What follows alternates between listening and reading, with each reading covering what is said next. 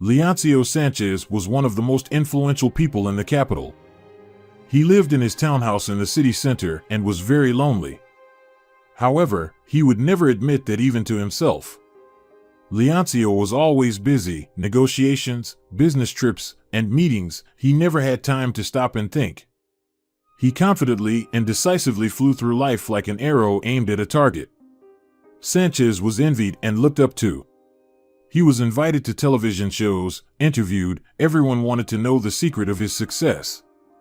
And Leoncio willingly shared his time management and business strategies, but no one could get close to him or rise as high as the 45-year-old bachelor millionaire Sanchez. This minor inconvenience occurred when Leoncio returned from Switzerland and stopped by home to change.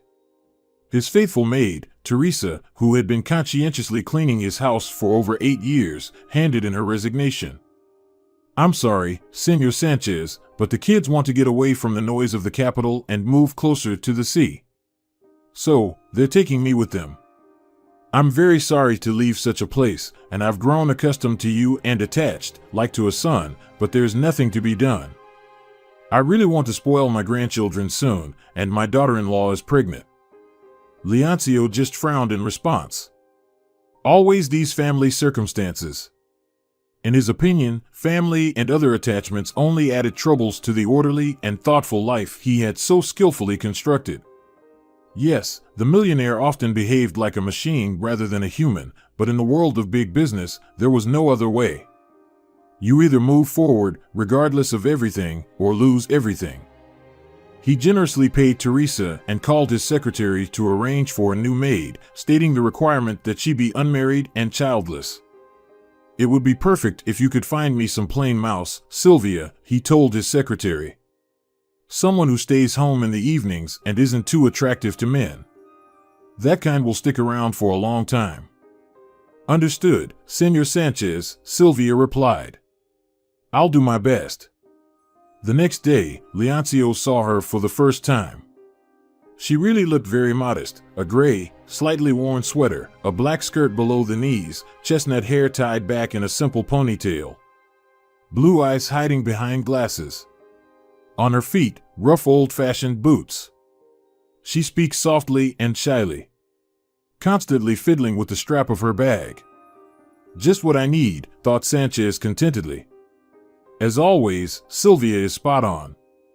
And where did she dig her up? It feels like this girl was standing in a museum as an ancient exhibit yesterday. "What's your name?" the millionaire addressed the new maid. "Blanca," she answered quietly, afraid to look him in the eyes. "Excellent, Blanca," nodded Leoncio. "You'll come every morning, even when I'm not here, and clean up. The bedding needs to be changed every other day. Make sure to dust the plants and the glasses in the glass cabinets daily. At the end of the cleaning, you need to put on white socks and walk through all the rooms. If the socks remain white, you've done the job perfectly and can go home. If not, please redo the floors. Is that clear to you?" Blanca nodded obediently and barely audibly replied, "Yes, Senor Sanchez." "Is she really this quiet or is she pretending?" Leoncio doubted. "She needs to be tested." When the girl left, he walked into his office and opened both safes he had. Transferring the money from one to the other, he opened one of the bundles and took out a dozen large bills, which he carelessly tossed into the empty safe. Then he closed the first one, leaving the second one slightly ajar, enough to be noticeable. "Let's see if she's as modest as she seems at first glance," Leoncio thought smugly and turned on the surveillance camera. The next day he packed his suitcase and flew out on another business trip. Leoncio returned after 2 days. Upon entering the house, he immediately noticed a pleasant fragrance in the hall. He walked through the rooms. Everything was clean and tidy, not a speck of dust, not a single crumb on the floor. Leoncio decided to take a relaxing bath first. The bathroom was also sparkling clean. On the table were unpacked shampoo, shaving cream, and a new toothpaste. Leoncio admired the maid's care. He hadn't mentioned anything to her about buying personal hygiene products. Apparently, she noticed they were running out. After bathing, he put on his favorite dark blue terry cloth robe and soft slippers and went to his office. "So far, I'm pleased, but let's see what the video shows," Leoncio muttered aloud. Of course, he was tired after the flight, but he had a habit of making decisions as soon as possible. "If she didn't take anything from the safe, I'll have no more questions about her candidacy," the millionaire thought to himself. He turned on the TV screen and displayed the image of the room. Rewinding the video to the desired moment, he fast-forwarded it, sat on the couch, and started watching. The spectacle was not too exciting. There was the maid entering the office in her black uniform with a white apron and starting to clean. She neatly stacked the papers and folders scattered on the desk, mopped the floor, dusted the secretaries, bookshelves, and safes. Leoncio yawned and fast-forwarded the video to the appearance of Blanca the next day. It all repeated again. The same boring actions, which almost put Leoncio to sleep. However, this time the maid walked across the floor in white socks with a serious and even tense look, which amused Sanchez. He was about to turn off the video, satisfied that the maid hadn't touched his money, when suddenly, on the video, Blanca entered his office again. She was already wearing her street clothes, the same gray sweater and wide dark blue jeans. She stood in the middle of the office for a while, as if hesitating. Leoncio leaned forward, watching the screen intently. What was she going to do? Finally, determination appeared on Blanca's face. She approached the bookshelves and picked up a book. The millionaire stood up from the couch to see better. Was she going to borrow something from his home library? She really is a bookworm, Leoncio thought with a laugh. His surprise was immense when he saw that Blanca wasn't holding a book at all but his old photo album. Leoncio couldn't believe his eyes. Why did she need his photographs? In amazement, he watched as the girl hastily flipped through the pages on the video, stopped at one, and pulled out a photograph. Then she looked around sneakily and quickly tucked it into her pocket. Leoncio Sanchez was consumed by anger. Could this girl really be a journalist? A paparazzi who had deceitfully infiltrated his home? So that's why she wanted to appear so modest. The millionaire turned off the video and rushed to the bookshelf. Finding the album, he angrily flipped through the pages. All the photos were in place except one. Leoncio Sanchez tiredly sat on the couch, dropping the album straight to the floor, and stared blankly ahead for a long time. He wasn't thinking of anything, not recalling anything, but his heart was painfully gripped by what seemed like long-forgotten bitterness and disappointment. Leoncio didn't know how long he sat there, motionless. His strange trance was broken by the loud ticking of the clock. The millionaire stood up, brushed aside strands of damp hair fallen on his face, and calmly left the office. Tomorrow, he would instruct Sylvia to arrange a meeting with the new maid in his office. And right now, he only knew one thing: he needed to rest to feel his best the next day. He had a difficult conversation ahead. The next morning, Leoncio Sanchez woke up 10 minutes before the alarm. It was a habit he had developed over the years. He got up, took a shower, brewed some coffee. After drinking it, he dressed and headed to the office. Sylvia, as usual, greeted him in the reception area.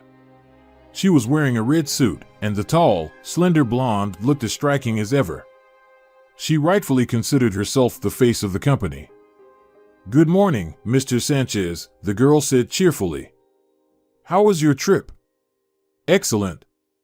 "As always," Leoncio replied briskly. "Sylvia, I have a request for you." "What is it, sir?" "Call the new maid. Have her come here, to the office. I need to talk to her." "When?" "The sooner, the better." "All right, Mr. Sanchez. I'll call right away." Leoncio nodded to Sylvia and disappeared into his office. An hour later, Blanca timidly knocked on his door. "Come in," he heard. Leoncio Sanchez, frowning, crossed his arms over his chest as the girl awkwardly entered and sat across from him. "So," Leoncio said rather sharply. "Confess. Which newspaper do you work for?" Blanca raised her eyebrows in astonishment and looked at the millionaire with confusion. I don't understand what you're talking about, she stammered. But I believe you understand perfectly well, Sanchez replied in an uncompromising tone. I saw everything. There was a camera in the office. Blanca paled and lowered her gaze. There was silence in the office for some time. You mean the photograph I took from the album? The girl whispered finally. Exactly, Leoncio said. He was angry and irritated. How skillfully she pretends to be an innocent lamb, he thought to himself. Blanca looked up at him again with her blue eyes. Yes, I took it, but I swear, I don't work for a newspaper and I didn't intend to publish it. There was sincerity in her tone that struck the man. Either she's a good actress or she's telling the truth, he thought fleetingly. Then why did you take the photograph? And why? He paused, as if gathering strength, and finished the sentence, this one. Blanca's chin trembled betrayingly, she was barely holding back tears. Mr. Sanchez, I took this picture because it shows you with my mother. Those words sounded like thunder in clear skies. Leoncio Sanchez literally lost his ability to speak upon hearing them. What did you say? He asked hesitantly. Could he have misheard? In the photograph I took from your album, my mother, the girl repeated quietly. Lured, your mother? He asked, still unable to believe that this was all happening to him in reality. Blanca nodded. But how is this possible? It can't be a coincidence. Blanca looked him in the eyes and nodded again. Of course not, she replied disdainfully. I knew from the beginning what kind of scoundrel I was getting involved with by taking this job. Leoncio Sanchez was stunned. He suspected that Blanca was simply playing the role of a modest and quiet girl, but he never imagined she was capable of hurling insults directly at him. How dare you, he erupted, regaining some composure. You stole something that belongs to me, and now you allow yourself to make such statements. How dare you?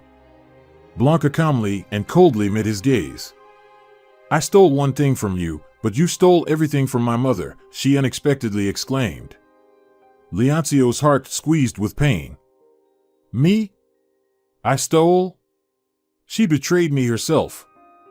Blanca narrowed her eyes and proudly lifted her chin. What are you talking about? My mother is not capable of such things. But Leoncio Sanchez no longer heard her words. Memories of distant days, which he had long suppressed, trying to erase from his memory, burst free and now surged onto the man with furious force. He closed his eyes and involuntarily transported himself 22 years back. Back then, Leoncio had just graduated from university and was actively searching for his first job. He came from an ordinary family, with no connections to rely on. Sanchez already knew then that he should rely only on himself. He walked into company offices and personally handed his resume to the secretaries of the bosses. Lourdes was the assistant to the director of one of the promising firms engaged in logistics. When Leoncio first looked into her blue eyes, he felt as if he had been struck by lightning. He was so taken with this slim, red-haired girl. The young man understood that asking for a number was too bold, but at the same time, he felt that he wouldn't get another chance. So, blushing and stuttering, he dared to suggest meeting her for lunch. Lourdes, with a condescending look, glanced at his worn-out suit but agreed. They met the next day, and Leoncio took Lourdes to a restaurant that was clearly beyond his means. However, he felt that she deserved to dine only there, so he decisively spent his last money on fine wine and expensive dishes. Lourdes was impressed. It seemed she had never been to such places before. Just like Leoncio himself. Later, they laughed a lot, remembering the pompous rich people at neighboring tables. The first date was followed by the second, third, fourth. Leoncio and Lourdes enjoyed each other's company. They had plenty to talk about, and they were surprised to find that they often understood each other with just a half word. Gradually, the young man realized that he couldn't imagine his life without Lourdes and decided to introduce her to his parents. Leoncio was very nervous, but his anxiety turned out to be groundless. The family dinner went perfectly. The atmosphere was warm and pleasant. Mom and Dad looked at Lourdes with admiring glances, and Leoncio felt pride and joy. That evening, he confessed his love to the girl for the first time. They stood on the veranda, the evening was warm, and the stars shone above them. Leoncio felt that there was no one happier in the world than him. He and Lourdes tightly held hands, then he leaned towards her ear and whispered, "I want you to be my wife." Lourdes laughed and whispered back, "But you haven't met my family yet. What if you change your mind?" But the young man shook his head. "Not for anything." They kissed under the stars for a long time, and then the parents called them to taste Mom's chocolate cake. The next weekend, Lourdes invited Leoncio to her house. "Now it's my turn to introduce you to my parents," she declared. Leoncio was nervous again, naturally, even more than the first time. He spent a long time choosing a shirt, then carefully ironed it, but it still seemed wrinkled to him. Finally, he got ready and left the house. Lourdes' parents lived a few blocks away from him, so Leoncio decided to walk. On the way, he bought flowers and chocolate for Lourdes, her mother, and her younger sister. The young man tried to remember her name, but he couldn't in conversations. Lourdes always called her little sister Dragonfly. Just outside the house, her name finally surfaced in his memories, Federica. Lourdes had mentioned once that her younger sister was named after their grandfather. Leoncio knocked on the door. It swung open, revealing a red-haired girl who looked about 14. "Hi, Federica," the young man said cheerfully. "I'm Leoncio, your sister's friend." He expected the girl to smile at him, but she only furrowed her brow and muttered something incomprehensible before disappearing. Shrugging, Leoncio entered the spacious corridor. The Lourdes family was not poor. They lived in a large mansion where there was plenty of room for everyone. A few moments later, Lourdes descended the stairs. She wore a lovely red dress with a deep neckline and a beautiful pearl necklace. She had her hair pinned up at the back, adorned with a shiny hairpin. "Oh, I see, Dragonfly has let you in already," she exclaimed joyfully upon seeing Leoncio. "Yes," and then promptly vanished, he admitted with a laugh. "That's her style," Lourdes laughed. She took the flowers and chocolates. "Let's go to the living room, our parents are already waiting for us there," Lourdes said. Leoncio took a deep breath and followed the girl. Lourdes' parents turned out to be very nice people and excellent conversationalists. They asked Leoncio about his work, and he willingly shared the latest news. He had managed to get a job at a good company that dealt with investments. "We're so happy for you, Leoncio," Lourdes' mom said. "Our daughter said you were looking for quite some time, and unfortunately, her company rejected your application." "Yes, that's true, but I'm not upset about it.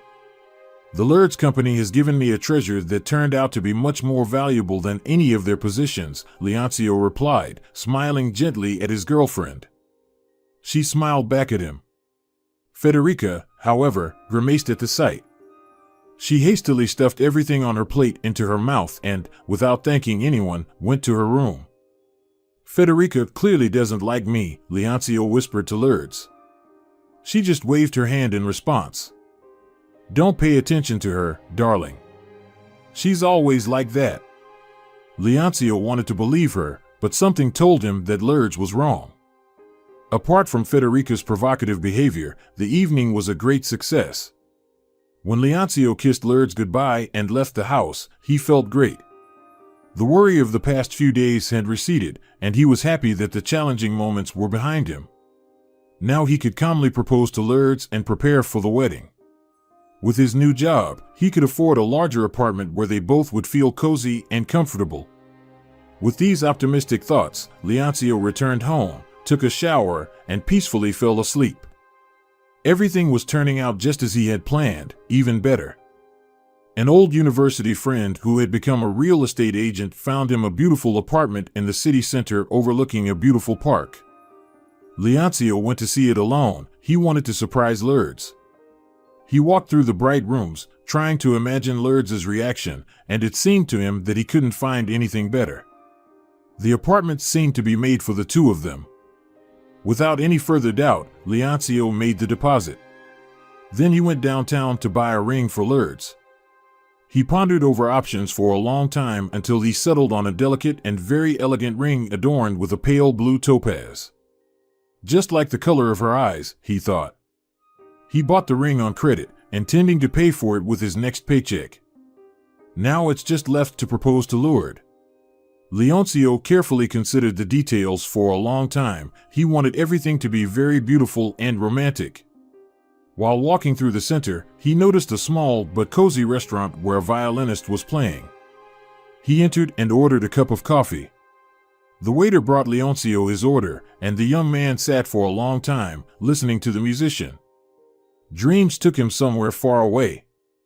He imagined walking through life hand in hand with Lourdes, and how she would become his only destiny. They would have children, then grandchildren, and they would spend their old age in a little house by the lake somewhere outside the city. Leoncio even shed a tear. He envisioned it all so vividly. Then he got up, paid for the coffee, and firmly decided to return here with Lourdes and propose to her to the beautiful sounds of the violin. It happened the following week, and everything went perfectly. Lourdes suspected nothing. She was more beautiful than ever. Her pink dress accentuated her fragility and tenderness. She curled and let her hair loose, and they cascaded in beautiful waves down her shoulders and back. Leoncio felt like everyone around was only looking at Lourdes, and he felt proud that this girl would soon be his wife. Leoncio felt like the luckiest and happiest person on earth. He was beside a beautiful woman, and things at work were going better than ever. It was like a fairy tale. When the violinist played one of the most poignant and tender melodies, Leoncio got down on one knee and proposed to Lourdes. She couldn't hold back her tears. Everyone around applauded. "Will you marry me?" Leoncio asked Lourdes, looking at her with eyes shining with anticipation of happiness. "Yes," the girl replied. "Yes, I will." The guests applauded the beautiful couple once again. Leoncio lifted Lourdes up and twirled her around to the beautiful sounds of the violin. When they sat down at the table, a gray-haired man with long mustaches approached them. He wore an old-fashioned checkered jacket and trousers with pleats. "You're a very beautiful couple, and I'm a retired photographer," he said softly. "It sounds strange, but it happens. I got so tired of photographing endless and monotonous weddings that 5 years ago I swore I wouldn't take another photo. But you've inspired me. There's so much love emanating from you. So, allow me to take just one photo." Lourdes smiled and nodded. Leoncio sat next to her and hugged his beloved, and the man took their picture. A couple of days later, he sent a copy of the photo to Sanchez's office. Leoncio carefully tucked it into his planner to show Lourdes later. The wedding was scheduled for the end of April. There was just over a month left to prepare. However, life intervened in the lovers' perfect plans. One morning, Leoncio came to work and saw a note from his boss asking him to come to his office. Surprised and somewhat nervous, Sanchez immediately went to the chief's office. On the way, he pondered why the boss needed to see him. He really hoped he wouldn't be fired for some unknown reason. After all, the wedding was just around the corner, and moving to a new apartment. Losing his job now would be unthinkable. However, Leoncio's fears were unfounded. He immediately noticed that the boss was in a good mood. He greeted him warmly, with a friendly smile. "I have news for you, Sanchez," said the boss. "And I hope you'll be as pleased with it as I am." Leoncio smiled. "I certainly hope so too." The boss gestured to the chair opposite him, and the young man sat down. "The thing is," continued the boss, "we're opening our first overseas branch."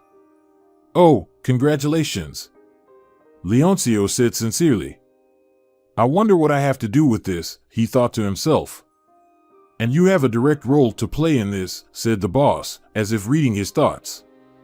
"Me?" Sanchez was surprised.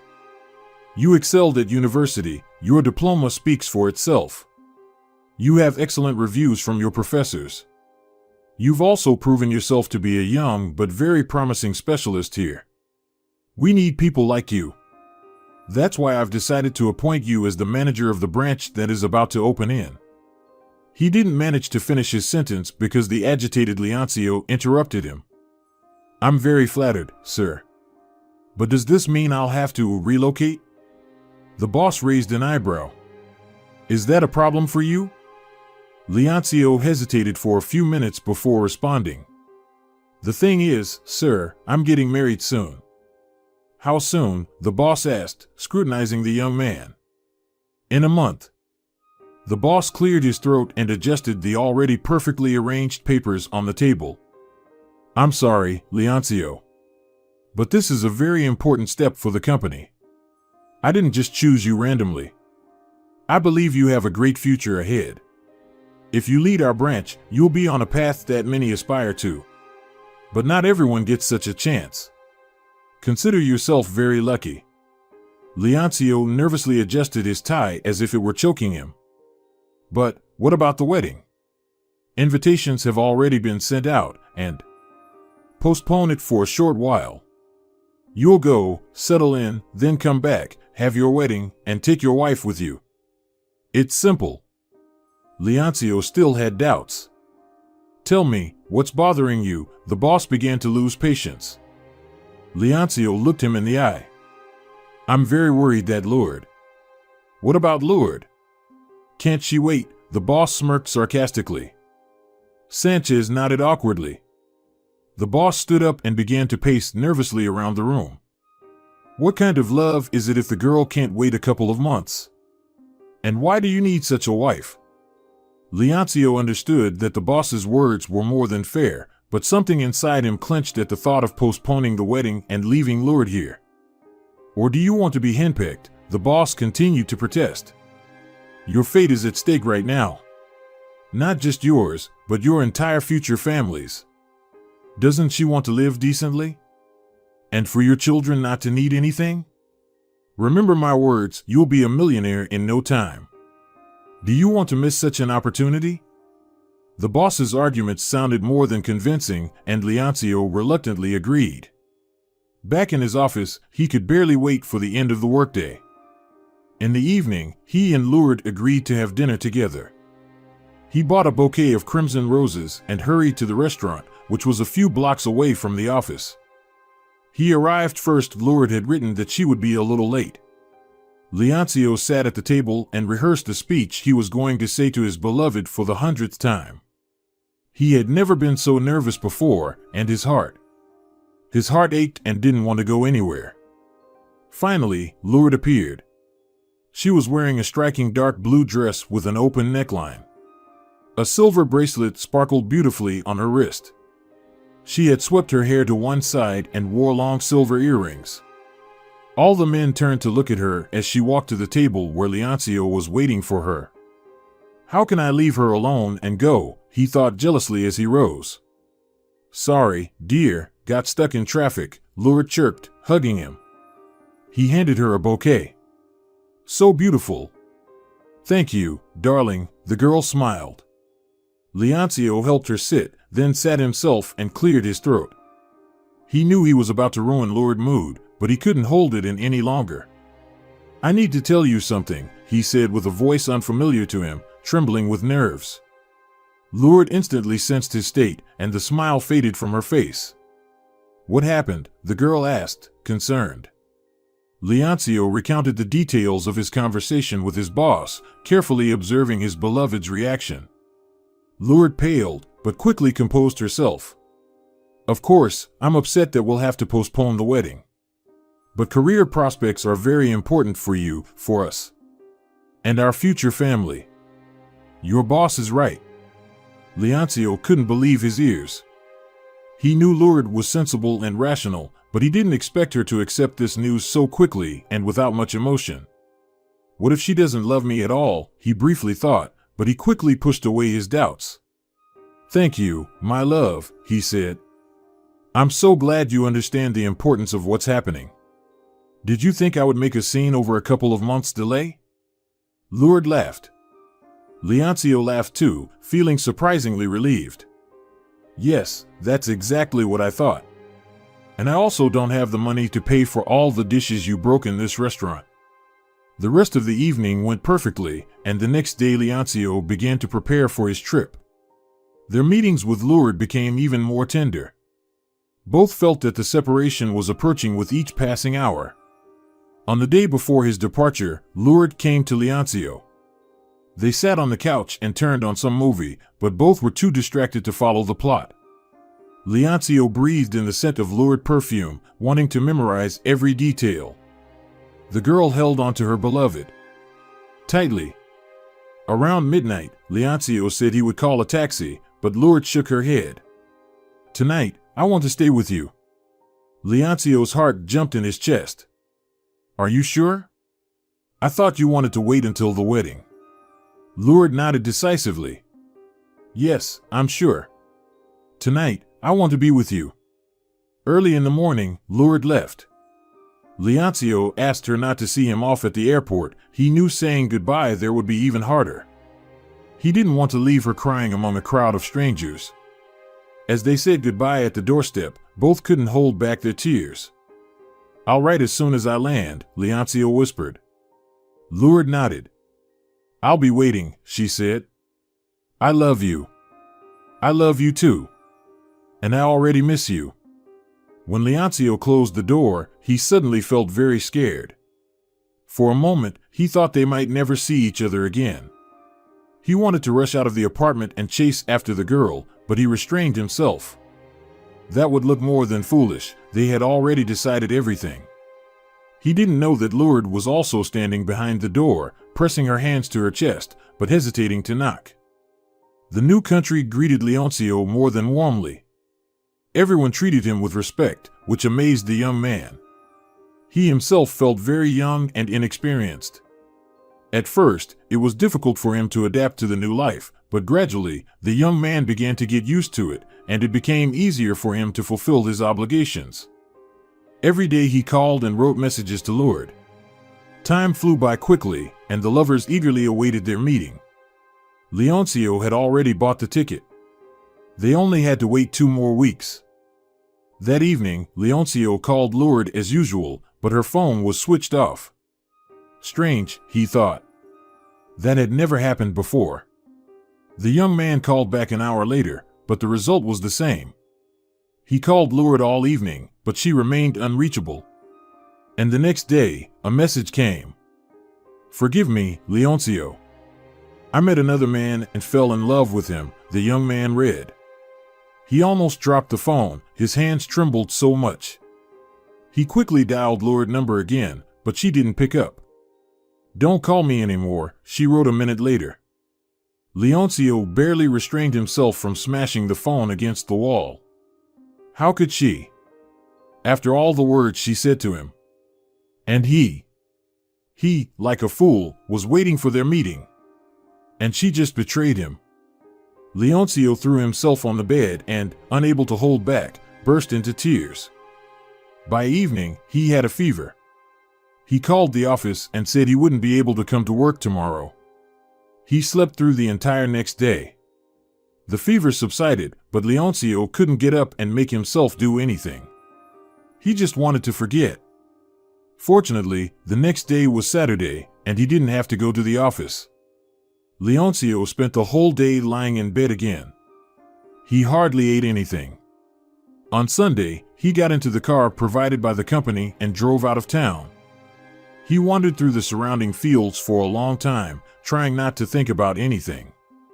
But he couldn't erase Lourdes' image from his memory. The girl stood before his mental eyes as if alive.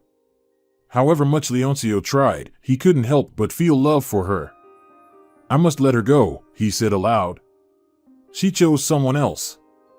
Returning home, Sanchez returned the ticket, took a bath, and shaved, determined to start a new life without Lourdes.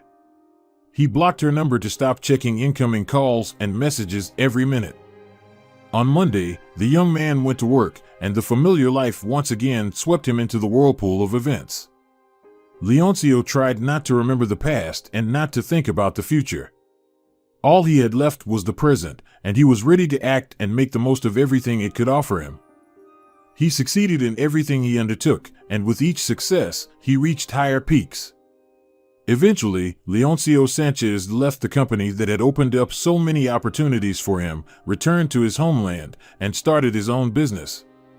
Luck favored him in everything. His business brought in more and more money, and one day Leoncio became one of the most successful and wealthy people in the country. So, what do you think my mother did? Sanchez heard the question, which seemed to carry an Arctic chill. He blinked, pushing away the memories, and focused on Blanca's face. She looked at him hostilely. She found someone else 2 weeks before the wedding. Isn't that enough? He said angrily. The blank expression on her face ignited as she looked at the millionaire in astonishment. What are you talking about? She stammered, bewildered. Leoncio stood up from the table and turned away to the window. Long-forgotten feelings of resentment, powerlessness, and despair surged back into him with renewed force. So, she kept this from me, the man bitterly uttered. Blanca remained silent, casting her eyes down. She no longer felt hatred towards the millionaire. Something about the man's posture and the tone of his voice made her reconsider her opinion of him.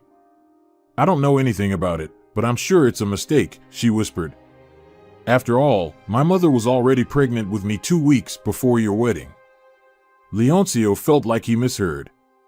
He turned to the girl, staring at her incredulously. What? But that can't be. Blanca bit her lip, tears welling up in her eyes. My mother told me that you spent the night together before your departure. That's how I came into existence, she said softly. Leoncio nervously ran his hand through his hair and sat down. Then he closed his eyes, pain contorting his features. Is it true? He asked, without lifting his gaze. Just don't lie to me. Please. I know what people are capable of for money. He looked at Blanca. She was as pale as a sheet. I know you don't believe me, she murmured. But I want to get to the bottom of this myself. I always dreamed of seeing my father, of feeling what it's like to be a beloved daughter. I've always been deprived of that. My mother said my father died. But one day, I found her diary and learned everything. Leoncio looked at Blanca, unsure whether to believe her or not, but his heart squeezed in response to her words. He no longer saw her as a brazen hypocrite, no. There was something in her eyes that made her seem fragile and vulnerable. He wanted to embrace her like his own daughter, to stroke her hair for a long time, soothing her worries and instilling confidence in her for tomorrow. I think only one person can give us the right answer. It's Lourdes, the man finally said decisively. But she doesn't know I'm here, the girl said, frightened. I got a job with you without her knowledge. She doesn't think highly of you. I've heard her say many times that you're a coward and a scoundrel when she saw you on TV. Leoncio flared up. So that's what Lourdes thinks of me, he bitterly thought to himself. Then he stood up decisively and, circling the table, extended his hand to Blanca. Let's go, señorita. We need to resolve this as quickly as possible. Your mother will have to give us an answer. They left the office, descended in the elevator, and got into an expensive car driven by an elderly chauffeur. Where to, Mr. Sanchez? He asked Leoncio, who nodded at Blanca. The girl gave the address, and the car set off. On the way, Leoncio and Blanca remained silent. Finally, the car stopped in front of a rather affluent house. The man and the girl got out of the car. Is Lourdes home? Leoncio asked anxiously. Yes, she's working remotely, Blanca replied. Leoncio hesitated. Perhaps it's worth warning her not to catch her off guard? But Blanca shook her head. No, let's just do it now so she has no way to retreat. Sanchez nervously swallowed. Blanca took out a key from her purse and opened the door. They entered the bright hallway. Mom, it's me. Blanca called out. Is everything okay? Leoncio heard a painfully familiar voice coming from somewhere very close. He suppressed the urge to rush into the adjacent room and embrace Lourdes. Yes, but I'm not alone. I have a guest with me, and he wants to see you, Blanca declared. Who is it? The woman replied, and Leoncio heard the sound of a chair being pushed back. In a moment, Lourdes appeared at the threshold. She was wearing an elegant dark green dress and a white cardigan. Her hair was shorter than in her youth, but still the same shade of red. It cascaded in voluminous waves over her shoulders. Lourdes' gaze remained unchanged. Leoncio once again saw the same blue, mischievous eyes of the young woman he still couldn't forget. However, when Lourdes realized who stood before her, shock flickered in her eyes. She anxiously covered her mouth with her hand. "Hello, Lourdes," Leoncio murmured softly. His hands trembled, his heart pounded desperately in his chest. "What are you doing here?" Lourdes asked harshly, finally regaining her composure. She crossed her arms and looked at the man with hostility and coldness. "I came to find out the truth," Leoncio admitted. "What truth are you interested in?" Lourdes retorted. At that moment, Blanca intervened in the conversation. "Mom, are we just going to stand in the doorway? Let's go into the room." Lourdes shifted her gaze to Blanca, and her facial expression softened slightly. She silently turned and headed into the living room, with Leoncio following her and Blanca bringing up the rear. As everyone sat down, there was a palpable tension in the room. Sensing it, Blanca decided she was unnecessary here. As soon as the girl left, Leoncio couldn't hold back and spoke as if all those years hadn't passed. "Why are you angry with me? It was you, not me, who didn't answer my calls, and then wrote that you met someone else and fell in love." Lourdes raised her eyebrows in astonishment. "What? I never wrote that," she exclaimed. "I was pregnant and waiting for you to tell you about it in person, not over the phone. And you just disappeared. And blocked my number. Are you saying I made it all up?" Leoncio replied in the same tone. Lourdes looked at him with confusion.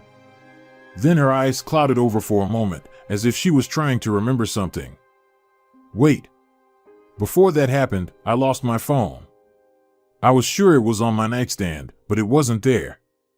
And the next day, I found it under my pillow. It was very strange. I never put it there, but I was so glad to find it that I didn't think much of it.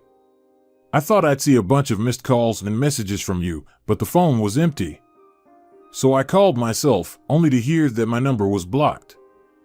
I sat on the bed feeling out of sorts when my sister walked into the room. She asked me how I was doing, and I complained that I couldn't reach you on the phone. He probably found someone else." Federica shrugged indifferently and left the room. With these words, Lourdes helplessly shrugged her shoulders and cast her gaze down. "And you believed her?" Leoncio guessed. "But Streak never liked me from the start. She probably didn't want us to get married. I wouldn't be surprised if I found out she took your phone and wrote those messages." Lourdes flared up but couldn't retort. She's always been a rebel. And yes, she was against the wedding. She was jealous of me being with you, the woman confessed and suddenly burst into tears. "What's wrong with you?" Leoncio trembled. He wanted to hold Lourdes close and never let go. Streak ran away from home when she turned 18. We don't know where she is, if she's alive. Our parents nearly went mad with worry. It undermined their health. "I'm sorry, Lourdes," Leoncio whispered. He hesitantly stood up and approached. Then he sat down on the couch next to the woman and gently hugged her, fearing she might push him away. But Lourdes, on the contrary, leaned into him and cried even harder. So they sat, embraced, until the woman calmed down. "So, Blanca is my daughter?" Leoncio dared to ask. Lourdes just nodded in response. "I'm sorry it all turned out this way," Sanchez said bitterly. "I'm sorry I didn't see her being born and growing up." He lowered his head, feeling the pain of emptiness and loss. Lourdes gently ran her hand through his hair. "But you're here now. Yes, you can't change the past. But you have the present. Now, when Blanca has found you, she needs you more than ever." The millionaire lifted his head decisively. "And I'll be there." Then he looked at Lourdes with tenderness. "And you? Do you need me?" Lourdes smiled and nodded in response. "Yes, I do. I never could forget you, Leoncio." Sanchez. Hearing this, the man felt like the luckiest person on earth. He held tight to the only woman he ever loved and, for the first time in 22 years, allowed himself to dream of a beautiful future. And now he was sure his dreams were destined to come true. Dear viewers, if you enjoyed the story, please support the video by liking it and leaving a comment. Thank you very much.